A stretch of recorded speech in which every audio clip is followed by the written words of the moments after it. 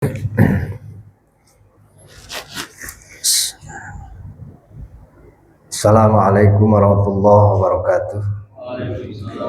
Bismillahirrahmanirrahim. Alhamdulillahirabbil alamin wassalatu wassalamu ala asyrafil mursalin sayyidina wa maulana Muhammadi wa ala alihi wa ashabihi ajma'in.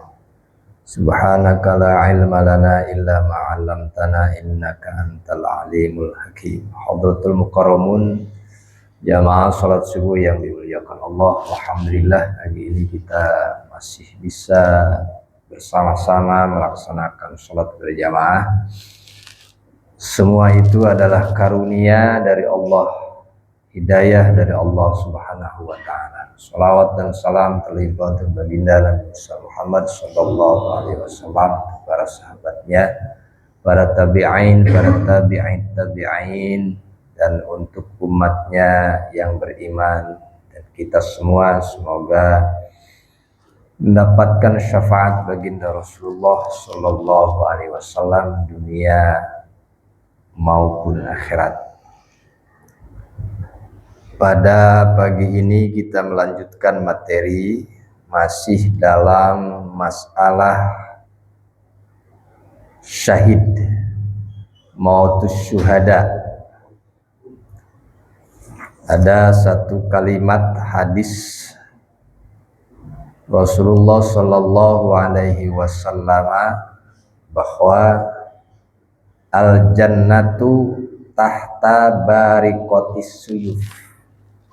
Jadi surga itu ada di bawah percikan senjata. Dan juga kenapa disebut syahid? Wa'lamu annal jannata tahta dhilalis suyuf.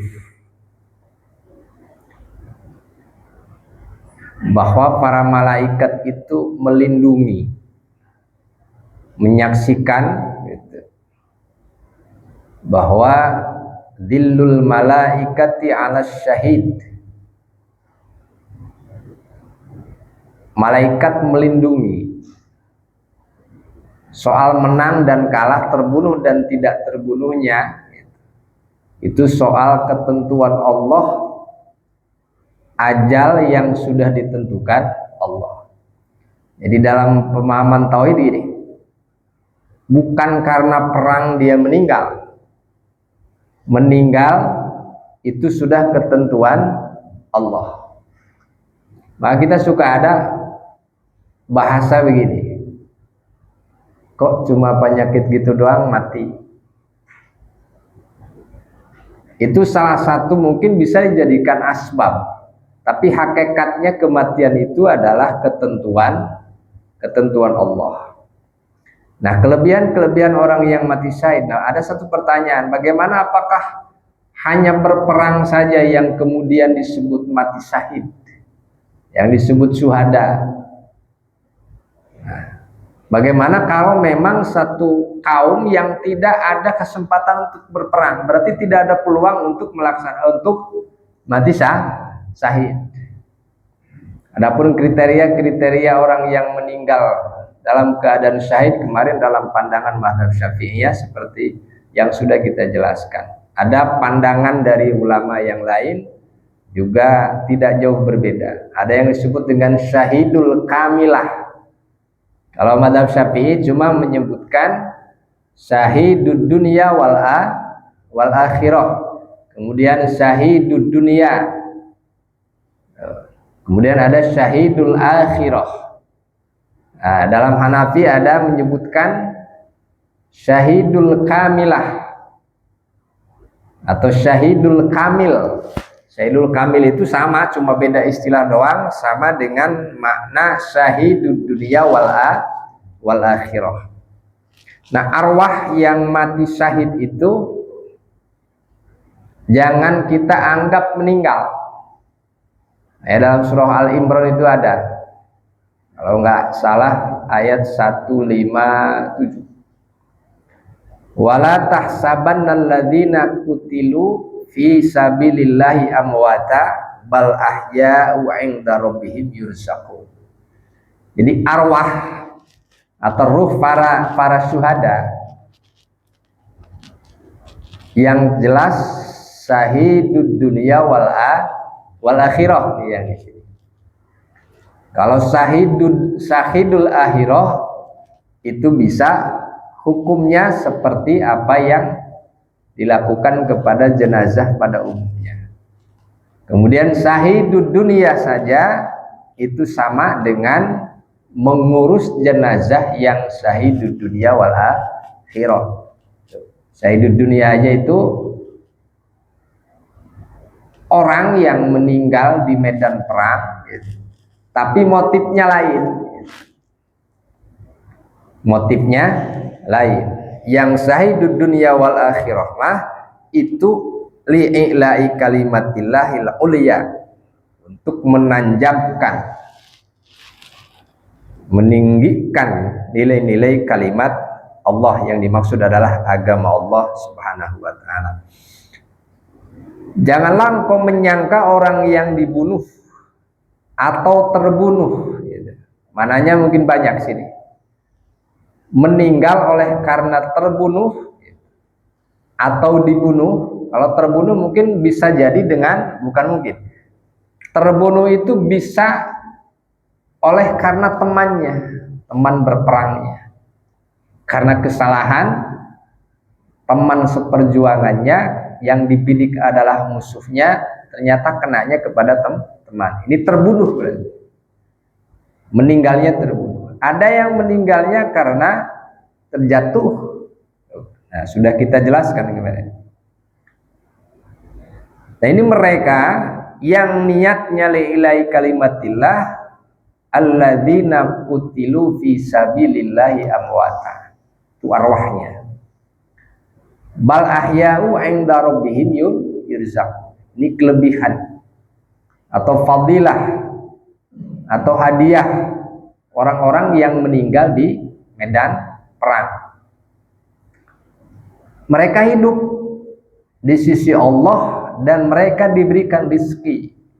Ada sebagian tafsir menyatakan ya'kuluna. Ya, namanya ruh makannya apa? Kita nggak sejauh itu untuk menjelaskan tentang ruhnya. Yurzakun.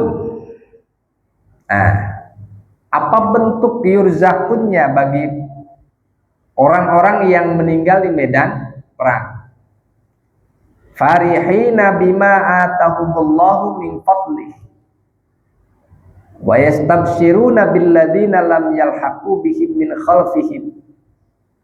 Nah, di antara karunia Allah bagi orang-orang yang meninggal di medan perang membela agama Allah, farihina bima atahumullah, mereka senang, bergembira. Berarti ada kaitannya dengan apa yang kita sampaikan bahwa ruhul mu'mini mursalatun kaifasya saat.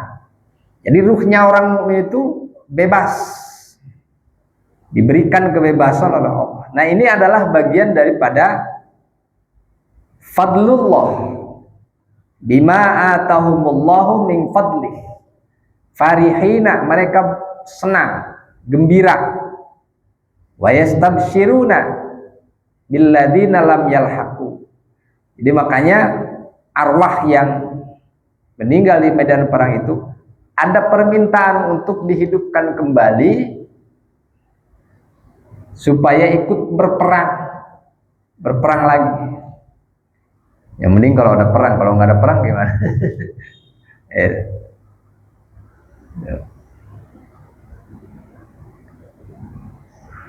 Dan kemudian mereka mendambakan ada kawan-kawan di belakang mereka yang meninggalnya di medan perang, yang meninggalnya di medan perang. Itu fadilah atau keutamaan atau karunia yang diberikan, karunia Allah yang diberikan kepada orang-orang yang meninggal di medan perang, yang syaratnya satu, li'ila'i kalimatillahil uliya. Itu aja. yang motif perjuangannya, motif berperangnya ke situ.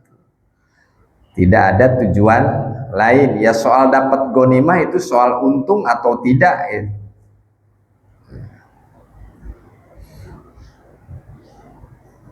Jadi yastabshiruna billadzina lam yalhaqu bihim min khalfihim alla khaufun alaihim walahum yahzanun. Jadi yastabshiruna bi ni'matin minallah wa fadlin.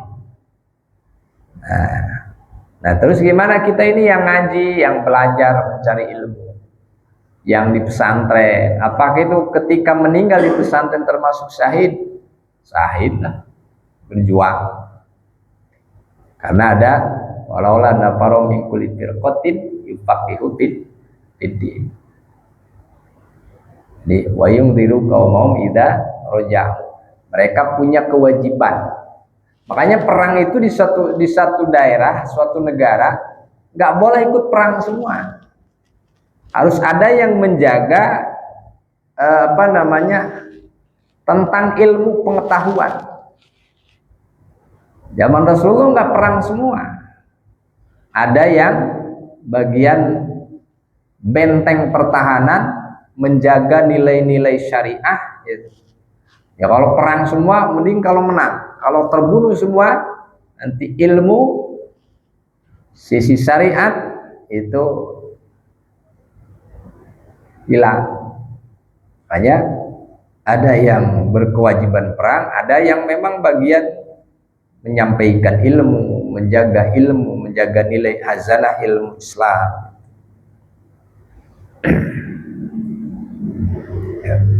Orang yang belajar, yang mencari ilmu itu jihad sama aja.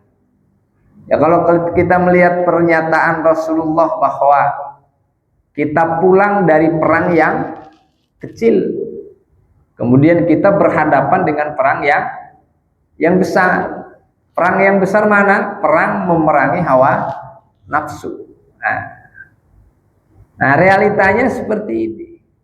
Ketika orang, katakanlah ini kita pagi-pagi nih Pak ya, enaknya hari Minggu, ya kan?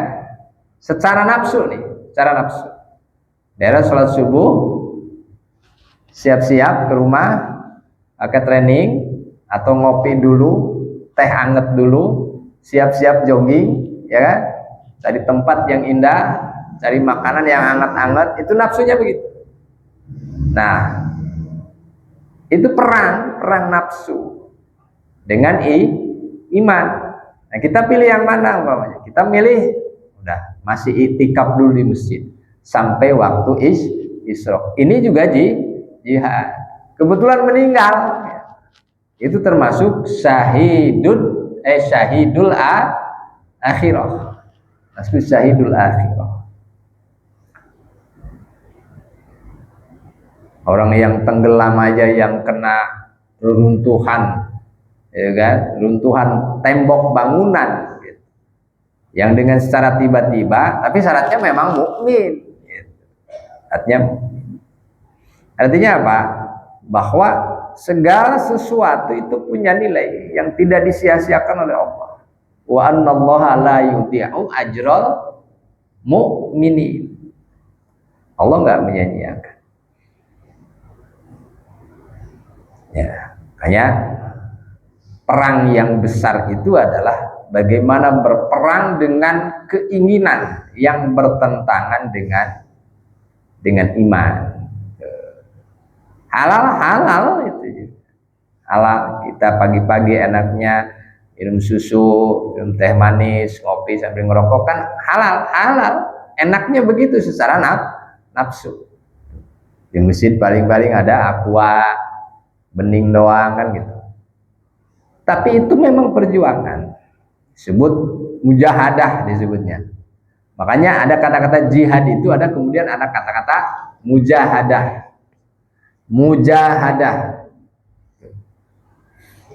Memerangi nafsu, mujahadah itu.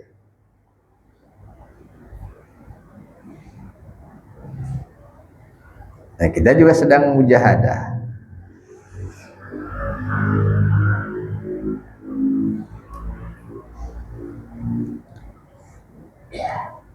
Qala Rasulullah sallallahu alaihi wasallam, ma ahadun yadkhulul jannata yuhibbu ayyarji'a ila dunya walahu ma 'alal ardi min syai'in illa syahid yatamanna ayyarji'a ila dunya fayuqtala asyra marratin lima yara minal karamah. Jadi ada karamah, ada kemuliaan di dalam berjihad itu. Makanya orang-orang yang mungkin tadinya nggak doyan ngaji, nggak doyan belajar ilmu agama, meninggal nanti pengen belajar, udah meninggal pengen dihidupkan kembali. Kemudian ada juga orang yang tidak sangat sulit karena mungkin tidak ada hidayah untuk bersedekah, dia ingin dihidupkan kembali ketika meninggal, ingin bersedekah. Bagi orang yang berperang di jalan Allah, ya, meninggal walaupun dia sudah termasuk orang yang syahid di dunia wal akhirah, saking merasakan kenikmatan ruhaniyahnya di hadapan Allah, dia minta kembali lagi, bahkan sampai pengen perang sampai 10 kali. Ya. Ma ahadu yadkhulul jannata yuhibbu ayyarji'a ila dunya. Dia menginginkan untuk kembali lagi ke dunia. Untuk apa? Ya tamanna ayyarji'a ila dunya. Dia menginginkan kembali untuk ke dunia, hidupkan kembali oleh Allah. Untuk apa? Untuk berperang.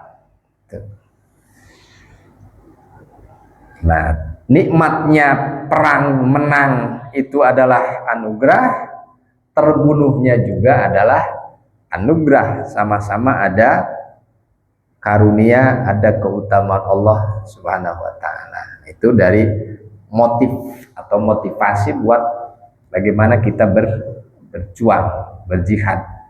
Intinya melakukan kebaikan. Yang melakukan kebaikan itu bukan sesuatu yang mudah. Tanpa hidayah nggak mudah ya, nggak mudah. Contohlah, anak ke pesantren nih. Di pesantren kan nggak ada betahnya di pesantren maksudnya. Ya zaman saya dulu lah di pesantren. Udah gudigan, tapi sekarang mah kagak kali. Kalau zaman saya masih gudigan, Pak. Saya aja kena tangan itu pada gudigan, pada gatal. Nggak betah kalau tidak ada hidayah. Banyak yang mondok di pesantren 3 bulan pulang kabur gitu. Banyak. Nah ini jihad, ini perjuangan. Mencari ilmu itu adalah perjuangan. Ibadah juga perjuangan, mujahadah intinya. Motivasi buat kita.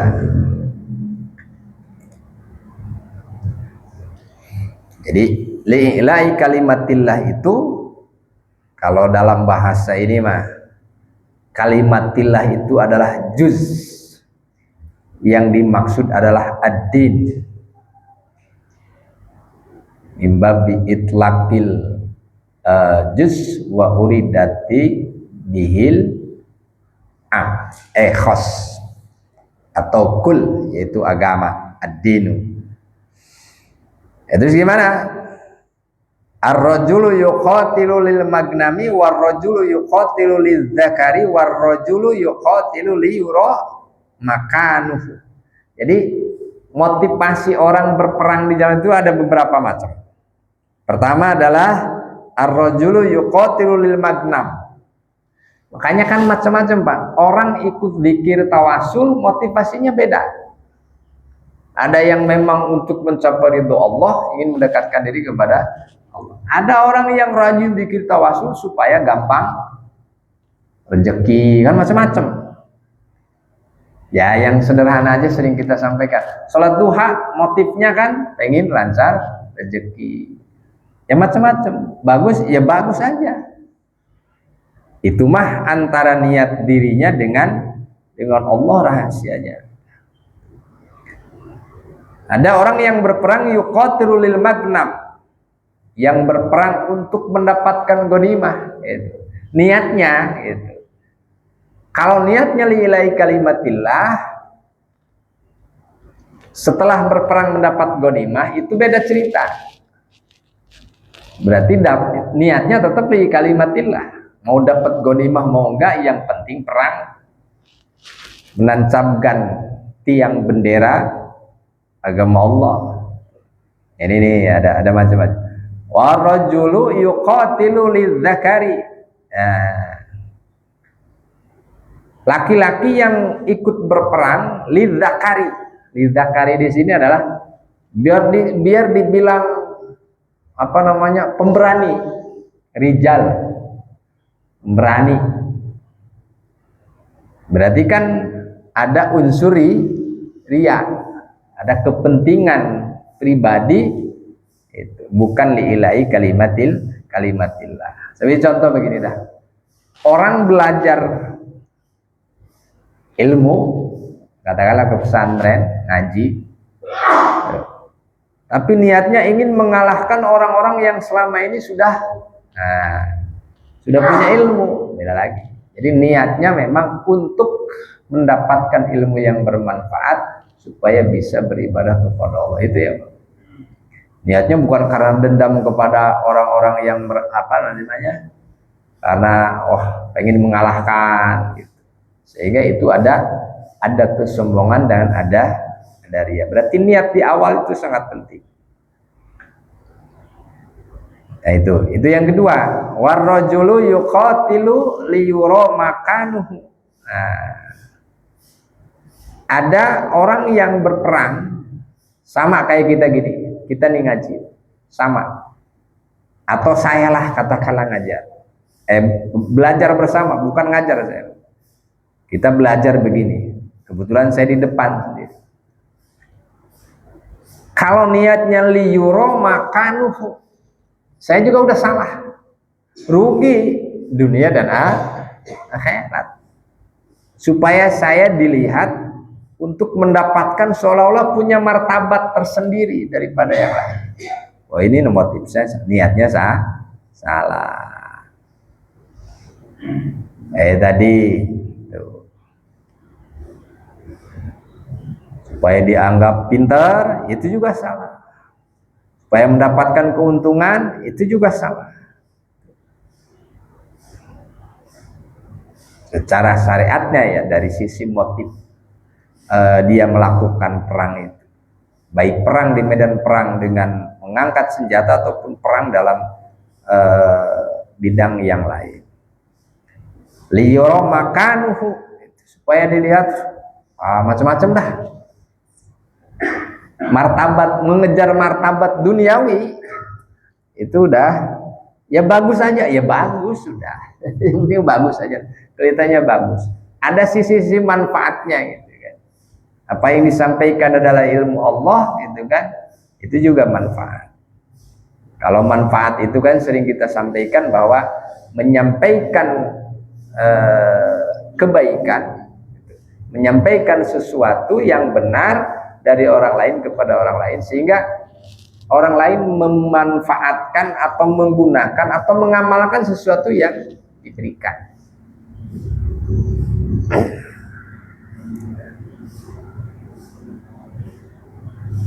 Faman fisabilillah qala man qatala litakuna kalimatullahi hiyal ulya. Dan siapa yang di jalan Allah itu? Berarti yang ketiga itu tadi nggak masuk orang fisabilillah. Faman fisabilillah, secara ininya mah faman maka utawi sopo fisabilillah iku tetap di jalan Allah. Qala man qatala litakuna kalimatullah yal ulya. Kalimatut tauhid ya. Agama, tapi yang dimaksud kalimat di sini adalah bisa dimaknai adalah urwatil wuthqa. Kalimat la ilaha illallah. fahuwa fi sabilillah. Nah, yang seperti ini baru ada di jalan Allah gitu. Nah, ini motivasinya. Artinya bukan hanya perang di medan perang, bukan, karena kita kan belum perang.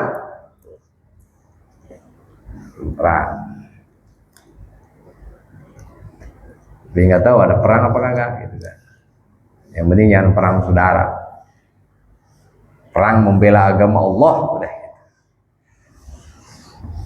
Nah, kemarin kita sudah menyampaikan macam-macam mati syahid dalam pandangan madhab Syafi'i. Kita lihat dari pandangan Hanafi sebagai perbandingan aja. Intinya mah sama. As-syahid huwa man kutila zulman. Jadi orang yang dibunuh secara zalim. Mohon maaf, percaya nggak percaya kita, orang yang beriman, ahli ibadah gitu kan. Kemudian kan di kita mah kan banyak disantet kata Pak Haji.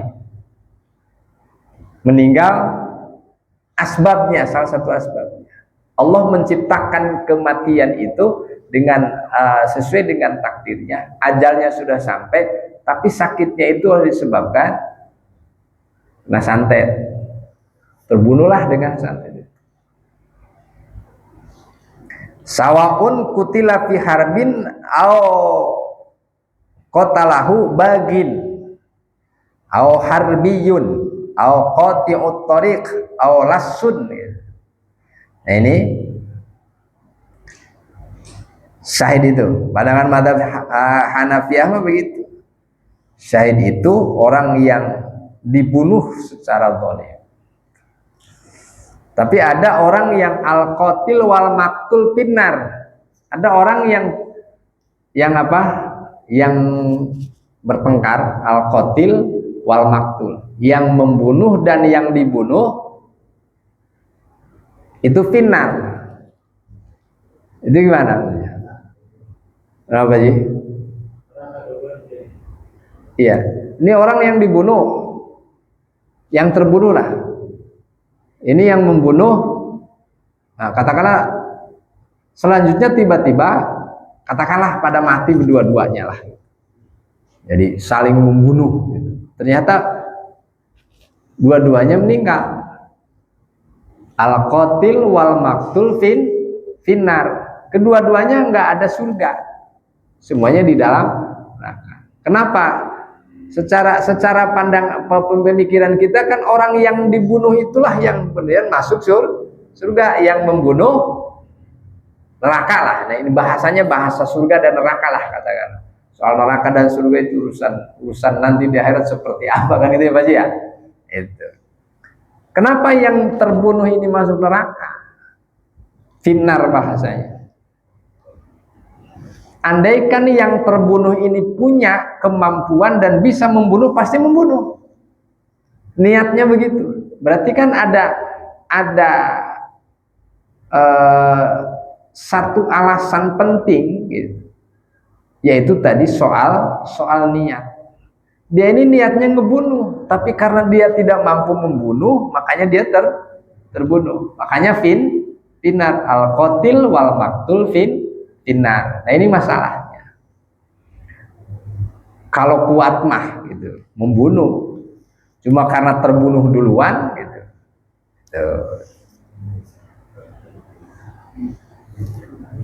Kalau yang kutila zulman itu orang yang nggak bersalah. Ya, sawaun kutila fi harbin au qatalahu bagin, orang yang lacut, yang membunuhnya, au harbiyun atau kafir harbi, au qati'ut thariq, atau orang yang mencegat di jalan itu apa namanya Pak? Ya, begal. Lasun, lasun itu penyamun. Nah, itu kemudian walau kana qatluhu bisababi ghairi mubasyirin atau mubasyirin, walaupun terjadi terbunuhnya tidak bersentuhan. Ya tadilah katakanlah kayak kena santet, tidak bersentuhan, atau bisa juga tidak bersentuhan karena dari jauh, kayak kemarin musim COVID, termasuknya wabah apa pembunuhan itu? Wabah yang diciptakan apa memang ya itu. Ya salah satu di antara syahid itu adalah karena ada wabah. Nah, wabah. Sama Hanafiyah juga berpendapat bahwa syahid itu terbagi kepada 3. Yang pertama asyahidul kamilu, syahid kamil. Nah, yang dimaksud syahid kamil di sini sama aja maksudnya, substansinya sama dengan istilah mazhab Syafi'i, syahidud dunya wal akhirah. Istilah Hanafiyah mah syahidul kamil. Kemudian dijelaskan lagi ma huwa syahidul kamil wa huwa syahidud dunya wal akhirah. Ada syarat-syaratnya. Hanafiyah memberikan status sebagai syahid itu ada 6 syarat. Harus berakal, harus balik, harus Islam, suci dari hadas kecil dan hadas besar, termasuk haid, nifas gitu. Kemudian wa ayyamuta akibal isobati bihaitsu la yaqulu wala yashrabu wala yanam. Nah, kemarin itu dalam pandangan Syafi'iyah, ketika orang masih dalam keadaan hidup di medan perang atau perang masih berkecamuk, sudah tidak di medan perang, sudah dipinggirkan lah gitu ya. Selama perang masih berjalan, gitu ya, meninggallah di tempat yang bukan tempat perang, udah diamankan, meninggal, tetap masuk kepada syahidud dunya wal akhirah.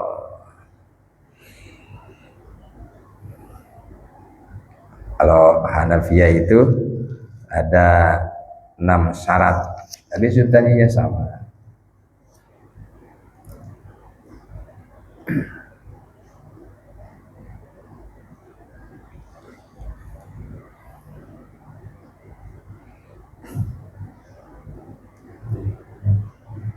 Sama untuk mengurus jenazahnya ya sama,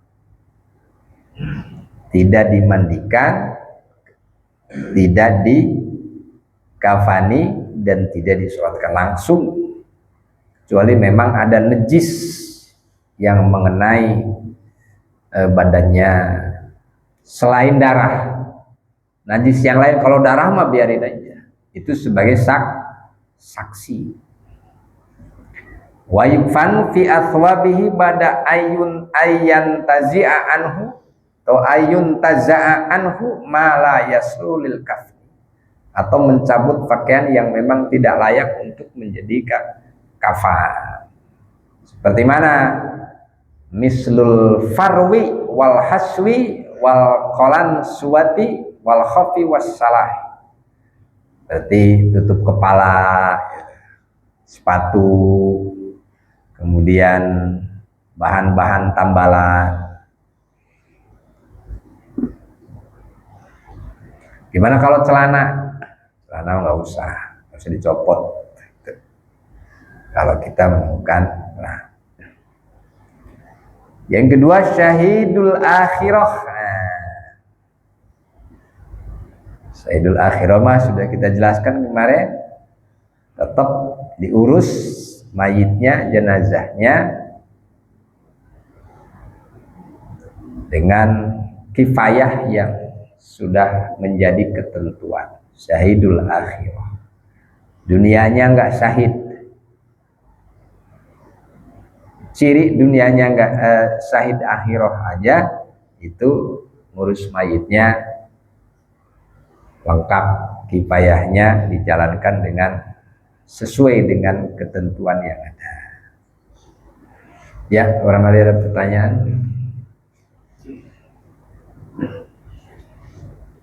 Ada masalah jenazah ya, tinggal setelah membahas kematian, tentang jenazah, tentang mayit, tinggal sudah dimandikan, sudah disolatkan, kemudian tinggal dibawa.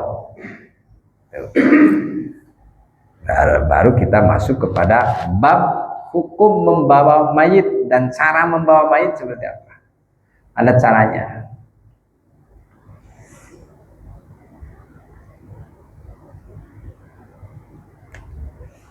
Ini umum, kalau hukum membawa mayit itu umum, mau syahid dunia wal akhirah, mau syahidul akhirah, atau mau syahidul dunia, sama cara bawanya. Perbedaannya pasti ada perbedaan pendapat ulama satu dengan yang lainnya, prakteknya gitu. Tapi pada dasarnya apa yang kita lakukan, yang selama ini kita lihat, cara membawa jenazah ke makbarah atau ke masjid ketika mau disolatkan, ya pada dasarnya ya seperti itulah, walaupun ada cara-cara lain.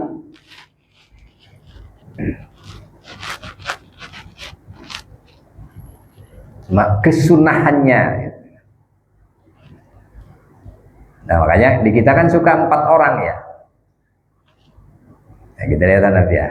Kalau Hanafiah begini, aslus sunnati fi hamlil janazati bi ayyah milaha arba'atur rijalin ala tariqit ta'aqub. Cukup 4 orang, 4 orang. Ada yang prakteknya mungkin di depan 1, di belakang 1. Ada yang kalau yang kuat gitu. Bisa juga melihat kondisi. Kalau jenazahnya gemuk, gede kan gitu kan. Ya kalau berdua kan berat. Yang meninggal itu walaupun kecil kok berat aja, apa karena apa kerandanya yang berat, apa jenazahnya gede-gede. Ada yang enteng juga ada. Ada yang enteng. Kalau yang berat mungkin di samping badannya gede ya tergantung amalnya juga kan. Tergantung amalnya. Makanya kayak di kampung itu kan kalau ada yang meninggal itu sebelum dibawa dari masjid, dibawa ke dari rumah mau dibawa ke masjid, itu kan keluarganya suka ada yang moncor ke sini gitu ya Pak ya. Ada, masih ada begitu ya. Itu juga ada di fikihnya ada. Tidak semata-mata itu ada tanpa ada alasan. Bukan hanya budaya dan juga bukan sesuatu yang apa ya, mitos apa-apa. Nanti kita bahas tentang bagaimana mengikuti mayit. Ada tasyi'ul mayit atau mengantarkan mayit. Dari mulai membawa, kita udah beres soal penjelasan tentang jenazahnya, tinggal dibawa berarti udah disolatkan. Kita sudah membahas tentang memandikannya, tentang mengkafaninya dan mensolatkannya. Udah beres tuh semua kifayah. Tinggal membawa untuk dikuburkan. Yang enak itu dikuburkan apa disemayamkan? Ya, istilah kita kan kayak keren, disemayamkan, dikuburkan aja. Semayam.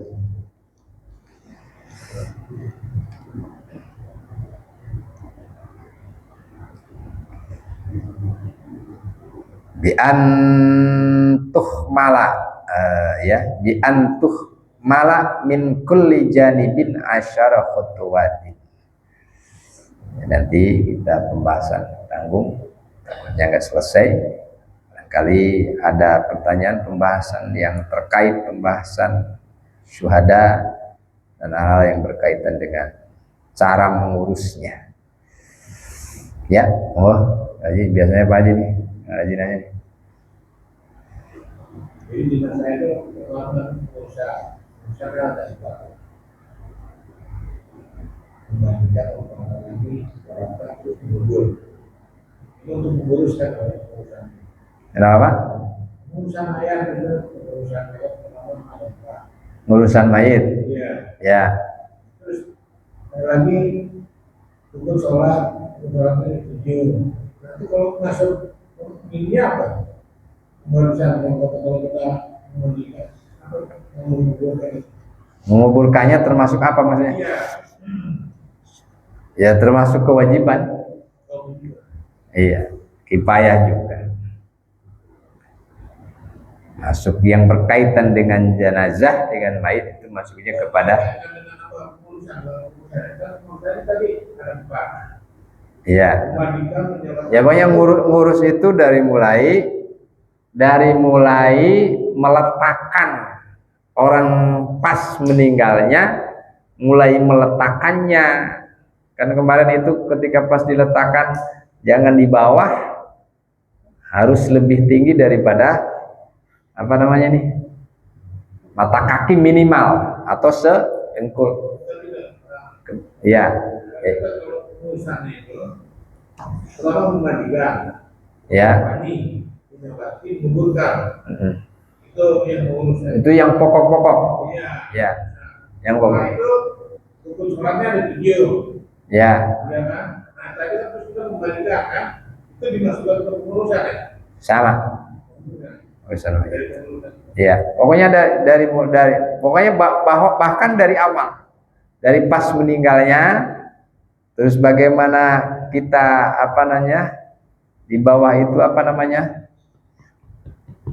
tikernya lah katakan, atau pakai dipan gitu kan, sampai juga harus kesunahannya dipakai bukhur wewangian gitu.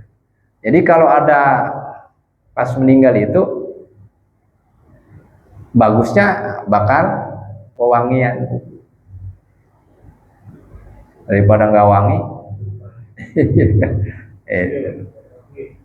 Sampai kemudian cara membawa ketika mau mandikan, terus siapa yang memandikan itu sama, berkaitan dengan disebut pengurusan mayit, ngurus mayit sampai kepada menguburkan, termasuk bagaimana bentuk tanah, tingginya seperti apa kan itu, tentang batu nisan ya, itu di setelah selesai, kayak apakah perlu dibangun itu setelah selesai pengurusan sampai ke pengukuran, sama masuknya ke situ. Semua ada tata cara dan aturannya. Ya, ada lagi?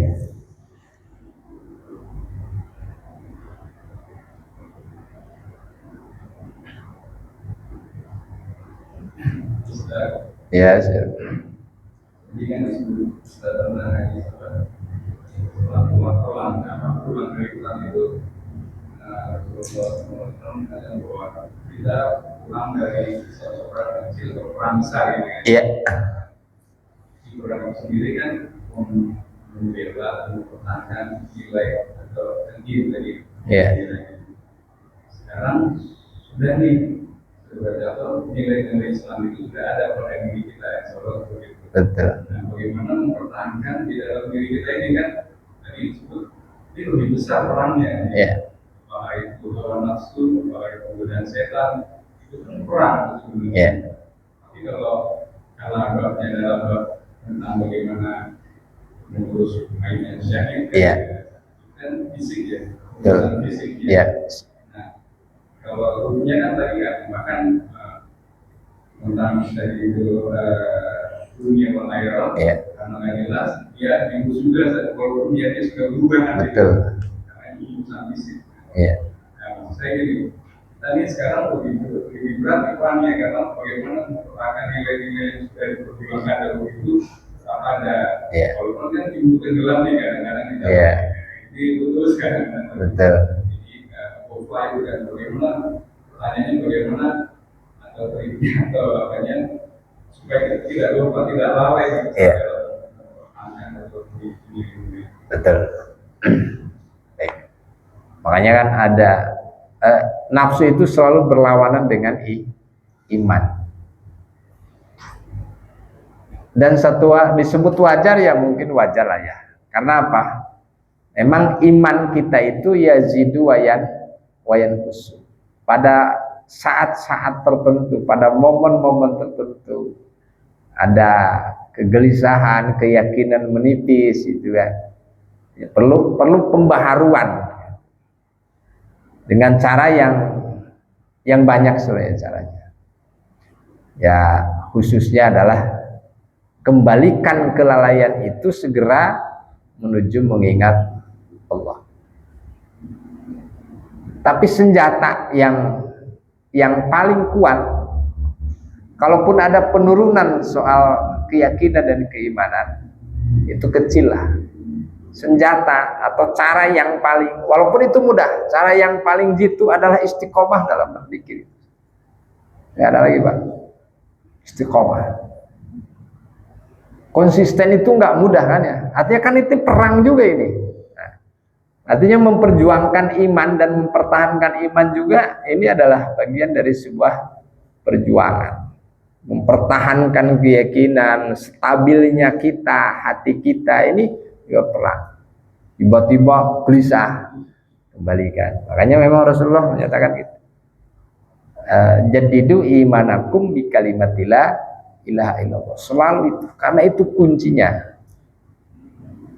Memperkuat untuk mempertahankan keimanan kita tetap stabil, ya salah satunya. Jadidu, perbaharuilah kalimatillah ilaha illallah. Tapi syaratnya itu tadi, Pak. Istiqomah itu nggak lepas. Salah satu kunci, mau ilmunya kayak apa, zikirnya kuat, sewaktu-waktu kuat zikir itu, tapi nggak istiqomah, cepet hilang. Ya istilahnya golok lah, Pak. Kalau nggak diasah lama aja kan gitu. Jadi salah satunya memang itu senjata atau cara yang membuat hati kita stabil, ingatnya stabil. Kalau kita masih diprogram, Pak, masih diprogram. Kadang-kadang ingat baru dikira hobi, masih diprogram kita, Pak. Enggak enggak otomatis. Kita harus dipijit dulu lampunya biar nyala. Nah, yang bagus itu ketika sudah otomatis. Hasilnya dari mana? Dari istiqomah berzikir itu, Pak. Udah pokoknya istiqomah. Setahu saya, sepaham saya, nggak ada. Artinya zikirnya banyak, seminggu sekali, tapi kadang zikir, kadang kagak, walaupun dengan secara jahar. Nah, untuk nyambungnya jahar kepada khofi, kepada batin, itu dengan adanya memang istiqomah. Artinya itu, Pak. Itu kunci udah. Dia istiqomah. Teknis-teknisnya itu. Tapi untuk memperjuangkan istiqomah itulah yang berat. Maka perang kita antara keinginan nafsu dengan bagaimana mempertahankan istiqomah untuk menjaga iman kita tetap stabil atau hati kita tetap hidup stabil. Kemudian kita tanpa diprogram, nggak dipencet juga, gitu. Ini jalan. Itu yang mesti kita lakukan. Saya kira itu pagi ini kita mudah-mudahan bermanfaat buat kita semua dan menjadi kafaroh dari kelalaian kolbu kita, kelalaian kolbu kita dan keluarga kita, ayah dan ibu kita. Semoga pahalanya, kalau disebut pahala, kita persembahkan buat ayah ibu kita. Semoga mendapatkan pancaran cahaya dari nilai-nilai keagungan ayat-ayat Allah Subhanahu wa taala. Assalamualaikum warahmatullahi wabarakatuh.